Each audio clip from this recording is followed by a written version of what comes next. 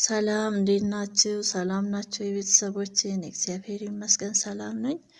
ዛሬ ቀለል አድርገን የምንሰራት ቆንጆ ዶሮ ወጥ ሰርተናል። ቪዲዮን እስከ መጨረሻው ተከታተሉኝ ቤተሰቦቼ፣ አብራችሁን ቆዩ። ሽንኩርት እያበሰልኩኝ ነው። ስከትፍ እና ስልጣ አላሳየኋችሁም። ያው ሽንኩርት በርከት አድርገን ከላጥኩኝ ከፈጨሁኝ በኋላ ማብሰል ጀምሬያለሁኝ። በደንብ በራሱ ውሃ ብቻ በደንብ ከበሰለ በኋላ ዘይት እንዳያችሁት መጠነኛ ዘይት ነው የጨመርኩት። ብዙ ዘይት አልጨመርኩም፣ ምክንያቱም ቅባቱን ቀነስ አድርጌ መስራት ስለፈለኩኝ ነው። አሁን የበዓልም ሰሞን አይደለ? ስለዛ ቅባቱን ቀነስ አድርገን ቅመማ ቅመሙን ቀነስ አድርገን ቆንጆ ጥፍጥ ያለች ዶሮ ወጥ ነው የምንሰራው። በጣም ቀለል አድርገን የምንሰራው። ሽንኩርቴን እንደዚህ በደንብ ብስል አደርገዋለሁኝ። ዘይት ትንሽ ጨምሬያለሁ። በደንብ ሽንኩርቱ መብሰል አለበት። እዛ በርበሬ እንጨምራለን። ሽንኩርቱና ዘይቱ ትንሽ ሰዓት ከተጠበሰልኝ በኋላ በርበሬን ደግሞ ጨምሬ ሽት አደርገዋለሁኝ።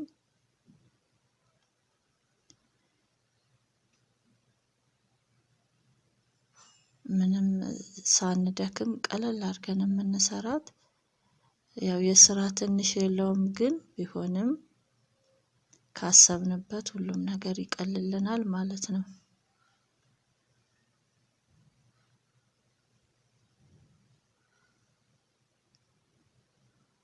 ሽንኩርቱ በደንብ አድርገን ማሸት አለብን ከበርበሬው ጋር። በርበሬውንም እያየው እጨምራለሁኝ መልኩ ደመቅ እስከሚልልኝ ድረስ። ያው ብዙ በርበሬ መጨመር አልፈለኩም። ለሰስ ያለ ለጨጓራ ህመምተኛ የሚሆን ቅባቱንም ቀነስ አድርገን የምንሰራት ቆንጆ ዶሮ ወጥ ነው የምንሰራው። እንደምታዩት ሽንኩርቱ በደንብ ታሽቷል። በደንብ ሽት አድርገነዋል። ነጭ ሽንኩርት ጨምራለሁ። የተፈጨ ነጭ ሽንኩርት አለኝ፣ እሱን ጨምሬያለሁኝ።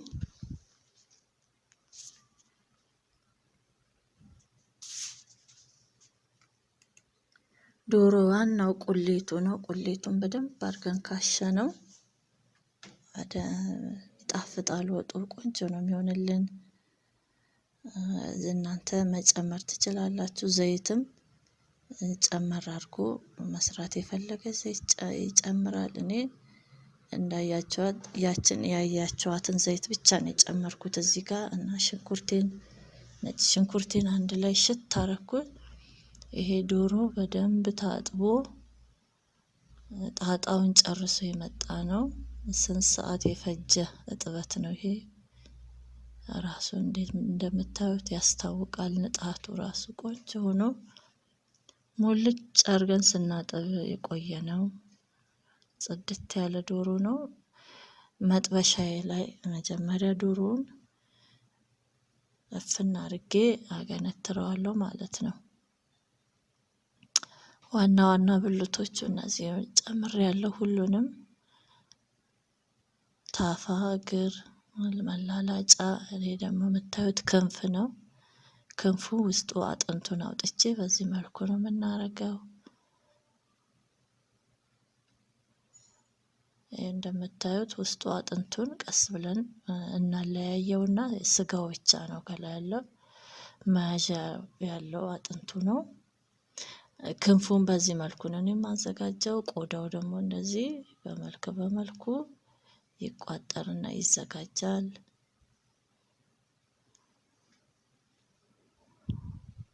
መጥበሻዬ ላይ አረጌው እፍና አርጌው እሱን ጥብስ አደርገዋለሁ ማለት ነው። ከላይ ሮዝመሪ ነው እናረጋለን፣ ካለን እናረጋለን። ፈረሰኛው ደግሞ እኔ በዚህ መልኩ ነው ያላችሁ ማዘጋጀው። እንደዚህ ነው ማዘጋጀው እኔ ፈረሰኛውን። ያው ሰው ሙያው እንደ ቤቱ አይደለ? የኔ ደግሞ እንደዚህ ነው ማረገው። አሁን እንደዚህ በመጥበሻው ጥብስ ካረኩት በኋላ የራሱ ነው ይሄ ምንም ነገር ቅባት የለው ምን የለው የራሱን ውሃ ነው ተፍቶ ሲጨርስ ጥብስ ካለ በኋላ ቁሌቱ ላይ ጨምረዋለሁኝ። በዚህ መልኩ ስንሰራው ዶሮ በጣም ነው የሚጣፍጠው። ስጋው ሲበላ ይጣፍጣል። ወጡም ቆንጆ ቃና ጣዕም ይኖረዋል። በዚህ መልኩ እንደዚህ ሁሉንም ቆዳው አለ፣ ሌሎቹንም የዶሮዎች ክፍሎች አሉ። እነሱንም አንድ ላይ አድርጌ ማቀፊያው ለሁሉ ነገር ሙሉዋ ዶሮዋ ነች።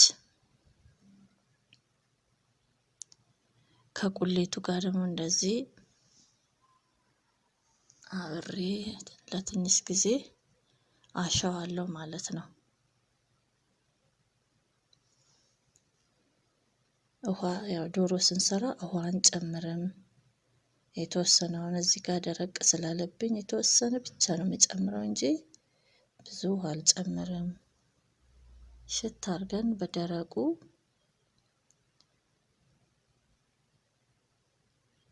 አሁን እዚህ ላይ ደርሷል። በጣም ድርቅ ስላለብኝ ትንሽ ውሃ ጨምሬ አስተካክየዋለሁ። እዚህ አሁን ቆንጆ ሆኖ ጣዕሙ ሽታው ልነግራችሁ አልችልም። ጽድት አድርገን የሰራናት ዋናው ሽንኩርቱ በርበሬው ቁሌት ነው። ነጭ ሽንኩርት ያው ግድ ነው ያስፈልገናል።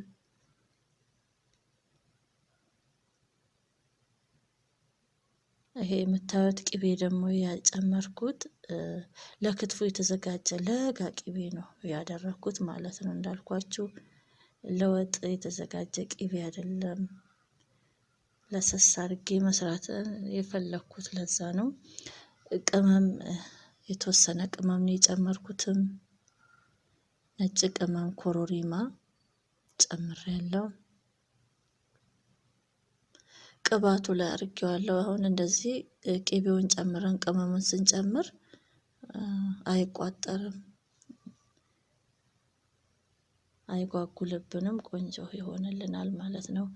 ይሄ ውሃ አይጨመርም። በዚህ መልኩ ቆንጆ ዶሮ ወጥ ጣዕሙ በጣም ቆንጆ ነው። ቤተሰቦቼ በዚህ መልኩ ለስስ ያለች ዶሮ ወጥ በልተነው የማይረብሸን ቅባት ያልበዛበት ቆንጆ ዶሮ ወጥ ነው። እንደምትወዱት ተስፋ አደርጋለሁ ቤተሰቦቼ። ይሄ አሁን እንቁላል አይገባበትም። እንቁላል የምንጨምረው ልንመገብ ስንል ወይም ቀንሶ ያስተካክሎ ነው እንቁላል የምንጨምረው ማለት ነው። ጨው ጨምሬያለሁኝ። ጨውም መጠን አድርጌ ነው የጨመርኩት። እንደየቤታችን እንደየፍላጎታችን ነው የምንጨምረው።